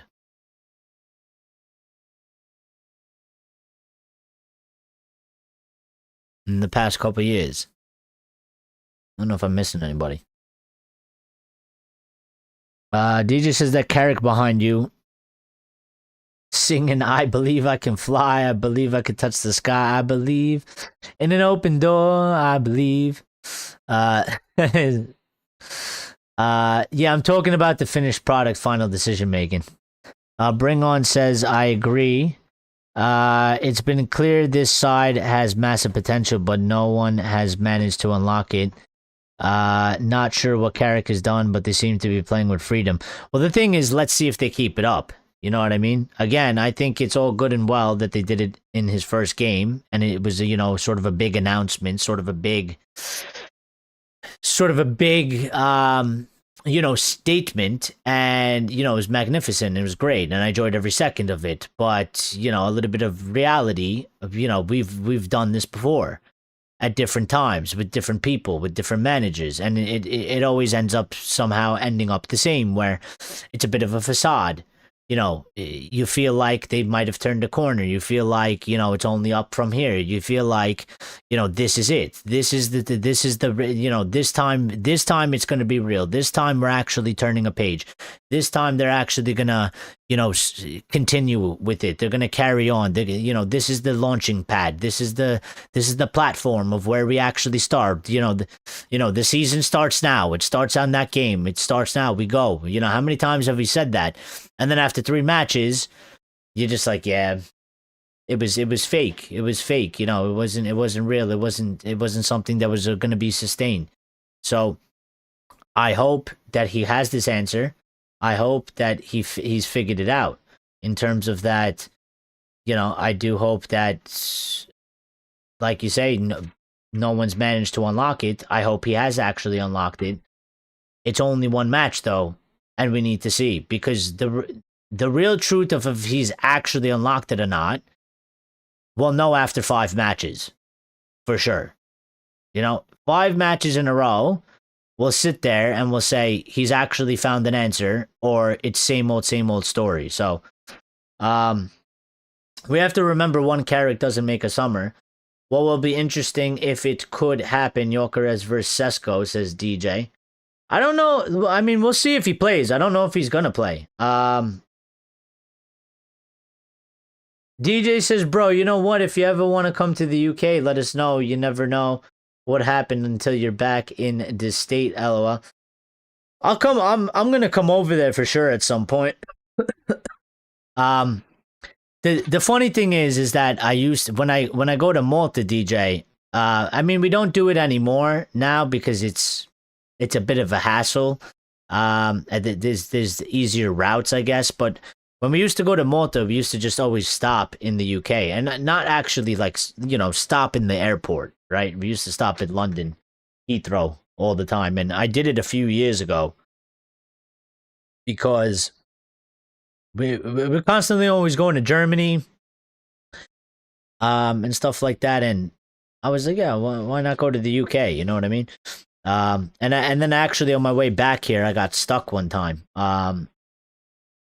I had to switch airports from Gatwick to Heathrow, and I think we got stuck. My plane was delayed on the flight there, and when I got to the airport, they were like, "Yeah, you're not gonna make the plane, but your original flight was delayed by 45 minutes, so they gave me a free comp for a hotel, and food and stuff like that. So I had to spend the rest of the day up until the morning in England. So I was just hanging around. I left the hotel, I walked around a little bit, was hanging out."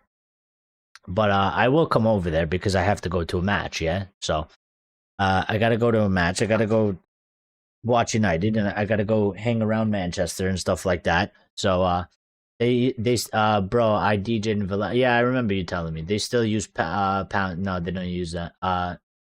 They don't use pounds. They use euros because they're in the European Union. But yes, I do have to. I got to make my way over there. You know what I mean? So, and when I do, I'll obviously announce it to everybody. Maybe we could all meet up at a match or something. That'd be cool. There was another piece of news here with the manager update, real quick, and then we'll get out of here, okay? And then we'll come back tomorrow. Alex Crook on De Zerbi and Tuchel links. He said, I do feel like De Zerbi would be more open to a move to Old Trafford this time around when he rejected them when Erik ten Hag was still in charge. He then also said Thomas Tuchel, or Tuchel, I call him Tuchel, but I don't know, some people call him Tuchel, I think would be very high on their list as well, but obviously going to have to play a bit of a patient game with him. That will depend on when England exit the World Cup. That's also a problem with this World Cup thing, yeah, because when does the World Cup actually end? It's like mid-July or something, right? And I mean, not all those managers are going to go so far into the competition, but one of them could. And if that's the guy that we want, so the World Cup goes from June 11th to July 19th. And July 19th is quite late. So obviously July 19th is the final, yeah? If anybody that we want, if it's Tuchel or maybe it's Ancelotti, and they end up going to the very late stages, whether it's the final, maybe it's the semifinal, or even the quarterfinal, it's going to be basically mid-July. And then when July ends, or when the World Cup ends, preseason for United will be starting, literally at that time. And it's going to be a bit of a mess, because we're going to have to do the preseason again, where the players that, played a lot of the World Cup and went far, they're not going to be able to join up with the team. They're going to need a break for 2-3 weeks or something like that.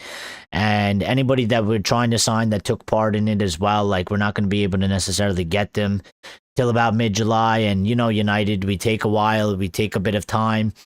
And then before we know it, the season will start. August 12th, which is my birthday, by the way, which is usually when the season basically starts. It's either, on my birthday, the day after my birthday, but the season will start. So it'll be less than a month from the date of the end of the World Cup.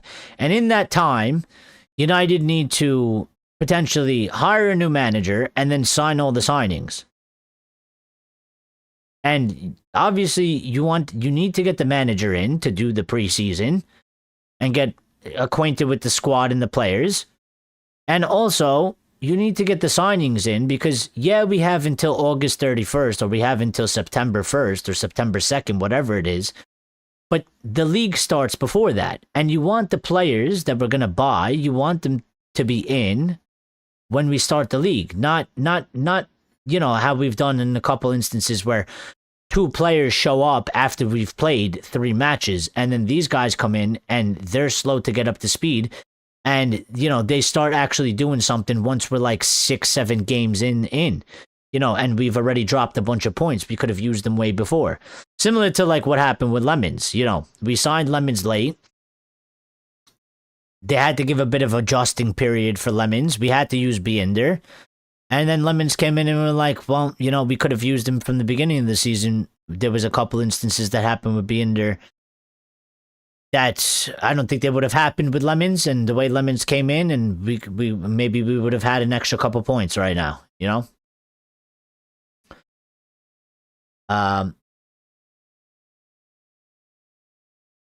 Sorry, man. I can feel you think about those days.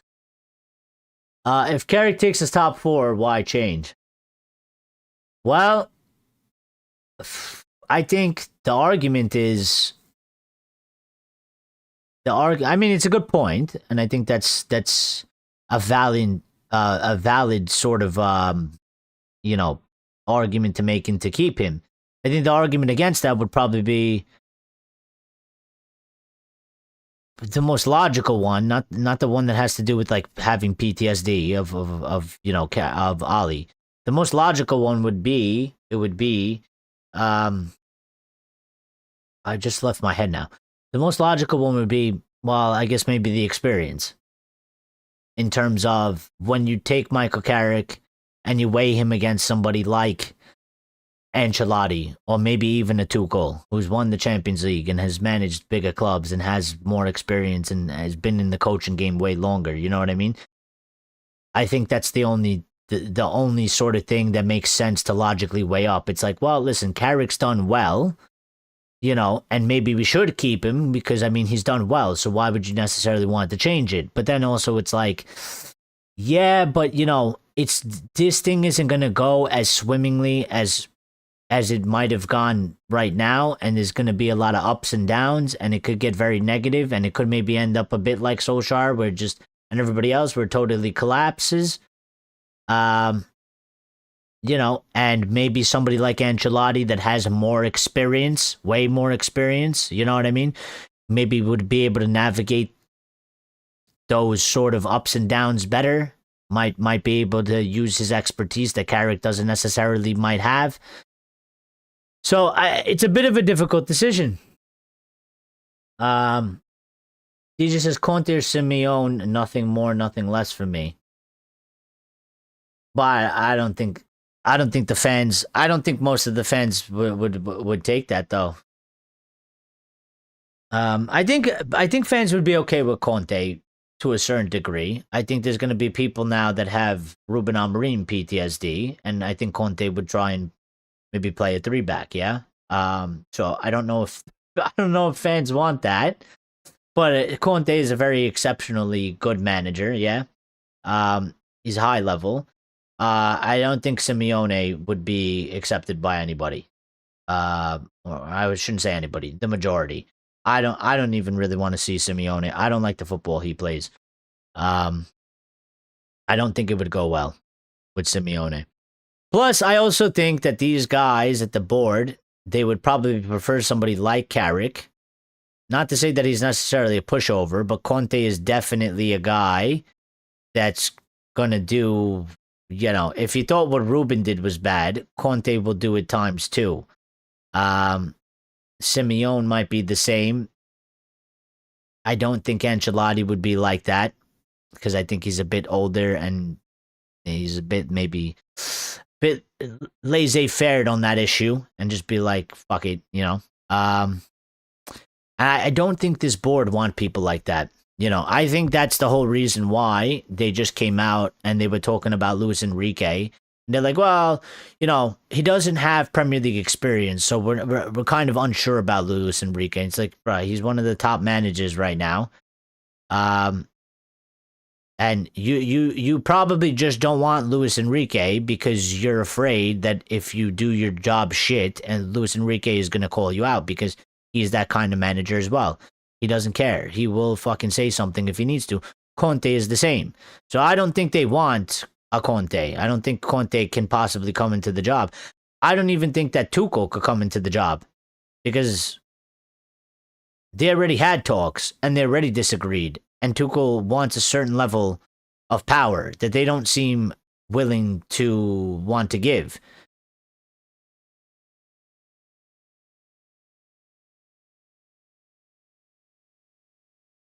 You're right, bro. We have always been awful until the new year. Then we kicked on. Renosis has got to go, guys. See you guys tomorrow, most likely. Have a good one, everyone. Be good. Be good. And DJ says, love you, bro. I better go. If you do, come find a way to let me know. Well, I'll let you know. I'll let you know on here.